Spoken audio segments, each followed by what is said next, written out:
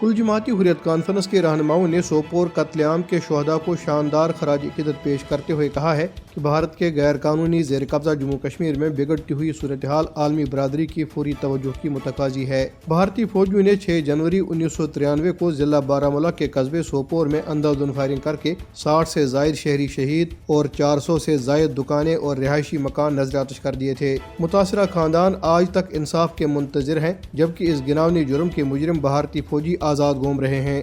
کل جماعتی حریت کانفرنس کے رہنماؤں اور تنظیموں نے سری نگر میں اپنے بیانات میں افسوس کا اظہار کیا کہ بھارتی فوجی کشمیریوں کی جدوجہد آزادی کو دبانے کے لیے انسانیت کے خلاف سنگین جرائم کا ارتکاب کر رہے ہیں۔ انہوں نے مقبوضہ علاقے میں ہونے والے قتل عام کے تمام لرز خیز واقعات کی غیر جانبدارانہ بین الاقوامی تحقیقات کا مطالبہ کیا تاکہ مجرموں کو سزا دی جا سکے۔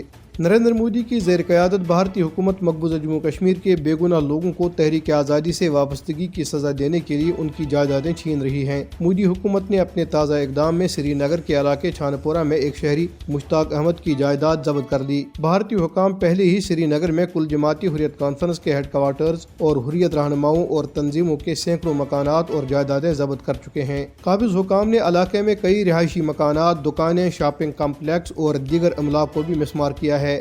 سوپور قتل عام کے 31 سال مکمل ہونے پر مظفر آباد کے برہان وانی چوک میں ایک زبردست بھارت مخالف احتجاجی مظاہرہ کیا گیا۔ تحریک شباب المسلمین کی اسٹوڈنٹس ونگ کے زیر اہتمام ہونے والے مظاہرے میں لوگوں کی بڑی تعداد نے شرکت کی۔ مظاہرین نے بینرز اور پلے کارڈز اٹھا رکھے تھے جن پر مقبوضہ جموں کشمیر میں بھارتی ریاستی دہشت گردی کی مذمت کی گئی تھی۔